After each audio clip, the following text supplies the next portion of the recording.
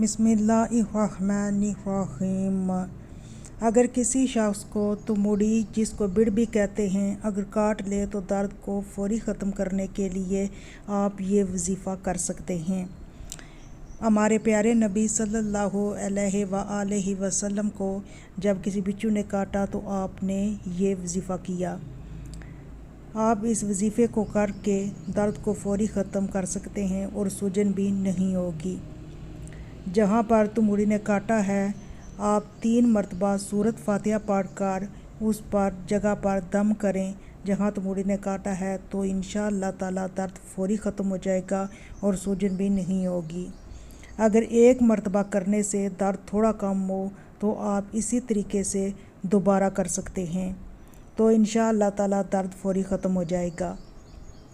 और दूसरा तरीका ये है कि आप जहाँ तुमुड़ी ने काटा है वहाँ पर लोहे की कोई चीज़ रगड़ें, तो इंशाअल्लाह दर्द उससे फौरी ख़त्म हो जाता है।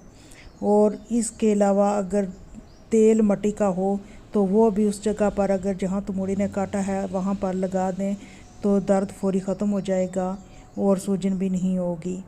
तो आप इस अमल को करें और दूसरों तक भी पहुँचाएँ और हमारे चैनल को भी सब्सक्राइब करें और लाइक शेयर भी करें। अल्लाह हाफिज़।